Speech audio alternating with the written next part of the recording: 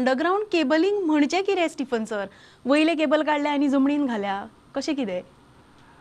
Underground cabling म्हळ्यार finally आमी cable आतां यूज करता टू ट्रान्समीट आनी डिस्ट्रिब्यूट पावर. आतां सगळ्या घरांनी जो इलेक्ट्रिसिटी येता तो खंयच्या तरी एक वायरींतल्यान येता. आतां पावर जेन्ना आमी लोकांच्या घरां घरां दिता तेन्ना there are two ways. Either it can be overhead, name itself tells overhead, and one is underground.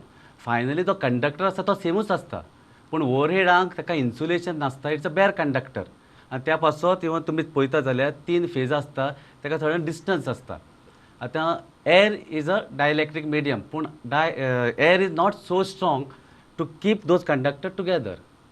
पण इन केबल कितें आसता, तिनूय कंडक्टर एक 10 सेंटीमीटर, जशें 33 kV 10 सेंटीमीटर ताजो डायमिटर आसता. त्या 10 सेंटीमीटर डायमिटरांक तिनूय कंडक्टर आसता आनी एक सोंपेपणां आसता. आतां ओवरहेड म्हणल्यार कितें आसता, there are lot of problems. Storms येता, झाडां पडटा, रस्टिंग जाता. कोस्टल बेल्ट आसा आमची, full Goa is on the coastal belt. Coastal belt आसलेल्यान रस्टिंग जाता because of its life of conductors, cross arms आनी पोल्स इज शॉर्ट. आनी तितलो करंटूय व्हरोंक मेळना. केबलांक कितें जाता, तुजी करंट कॅरींग कॅपेसिटी वाडटा. आनी 10 सेंटीमीटर हिंगा तुका पळयलें जाल्यार for 33 kV 15 metres is the right of way. तशेंच मुखार समज 110 kV आमी जी सप्लाय एक सबस्टेशन आसा आनी दुसऱ्या सबस्टेशनार वता, तेजी right of way almost 22 metre आसता. आनी 220 35, आनी जितली वोल्टेज वाडटा तेजी रायट ऑफ वे. आतां रायट ऑफ वे कितें, जेन्ना लायन येता फॉलिंग डिस्टन्स म्हूण आसता. एक पोल समज पडलो आनी दुसरी लायन आसा, तितलें आमकां डिस्टन्स सोडून ती लायन बांदपाची आसता. आनी face to face certain distance as per the best practices आनी रुल्स आनी रिसंट वॉट एवर रेगुलेशन्स आसा त्या प्रमाणे आमकां तें डिस्टन्स दवरचें पडटा. So underground cabling is almost 8 to 10 times higher than the overhead, but it has lot of advantages like reliability, uninterrupted power supply आमकां अंडरग्राउंड केबलिंग वता.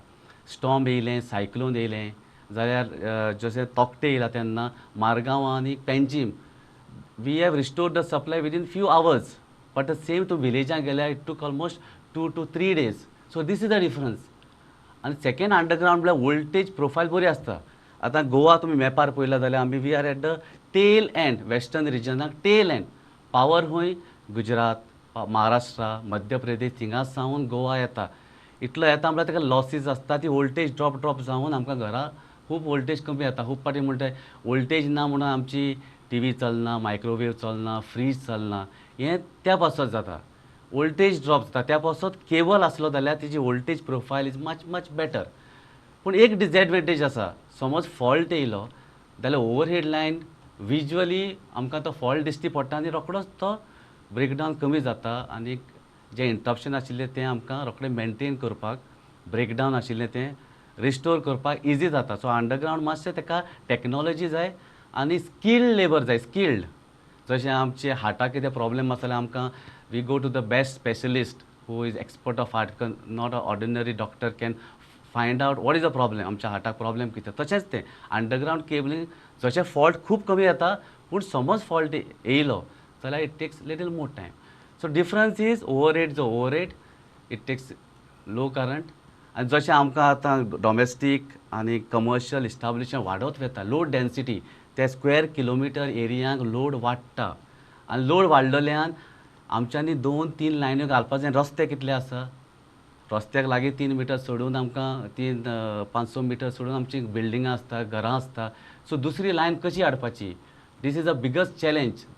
So right of way is a challenge. Therefore, underground cabling, though it is very costly, is the today's solution because commercial establishment, domestic load is increasing rapidly. So this is the difference.